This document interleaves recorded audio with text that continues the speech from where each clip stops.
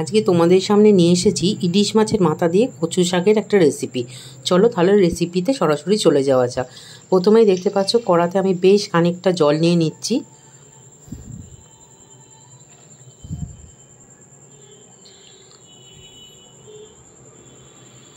আর দেখো কচু শাকগুলো আমি কেটে পরিষ্কার করে ধুয়ে রেখে দিয়েছি।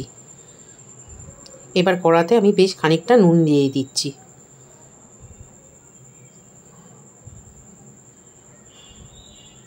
আর দিয়ে দিচ্ছি হলুদ গুঁড়ো।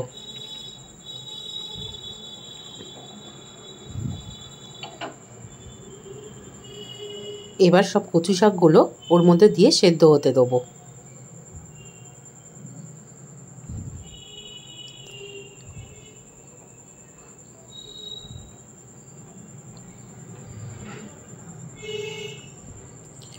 কচু শাকটা ভালো করে সেদ্ধ করে আমি জল ঝরতে দিয়েছি। এবার ওই একই কড়াতে নিয়ে নিচ্ছি খানিকটা সর্ষের তেল। আগে থাকতে নুন ও হলুদ দিয়ে মেখে রাখা ইলিশ মাছের মাথাগুলো এবার আমি ভেজে নেব।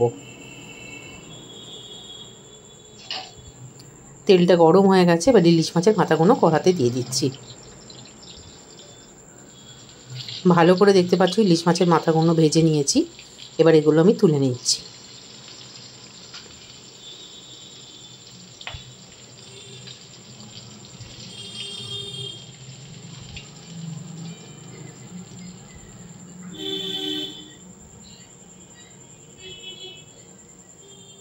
ওই একই তেলে ফোড়নে দিয়ে দিচ্ছি দুটো শুকনো লঙ্কা,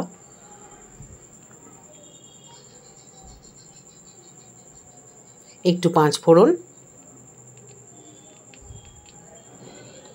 দিয়ে ফোড়নটা একটু নাড়াচাড়া করে তাতে দিয়ে দিচ্ছি আদা, জিরে ও কাঁচা লঙ্কা বাটা।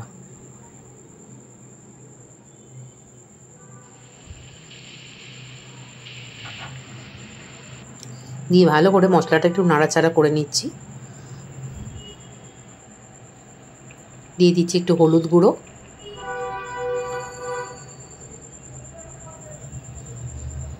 রঙের জন্য দিয়ে দিচ্ছি একটু কাশ্মীরি লঙ্কা গুঁড়ো। দিয়ে ভালো করে মশলাটা নেড়ে চেড়ে নিচ্ছি।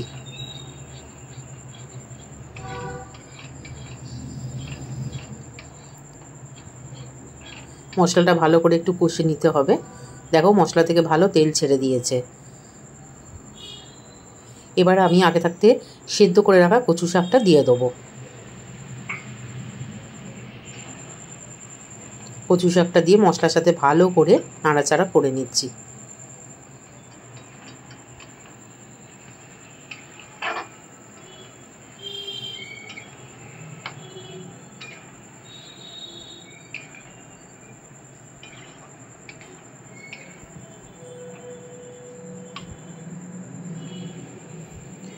দিয়ে দিচ্ছি একটু সামান্য নুন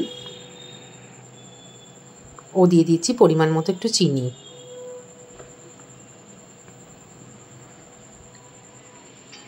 দিয়ে কচু শাকটার সাথে ভালো করে মিশিয়ে নিচ্ছি।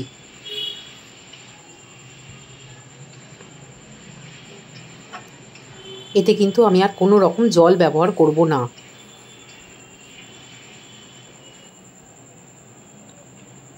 ভালো করে কষিয়ে নেওয়ার পর এবার ভেজে রাখা ইলিশ মাছের মাথাটা দিয়ে দিচ্ছি। ইলিশ মাছের মাথাটা একটু নাড়াচাড়া করে একটু ভেঙে নিচ্ছি খুন্তি দিয়ে, যাতে একটু মাখো মাখো মতো হয়।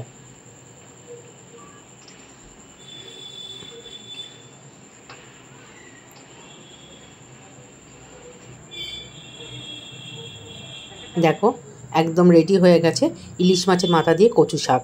এরকম আরও নিত্য নতুন ভিডিও পেতে আমার চ্যানেলটাকে অবশ্যই সাবস্ক্রাইব করো। বেশি বেশি করে লাইক, শেয়ার এবং কমেন্ট করতে কিন্তু একদমই ভুলো না।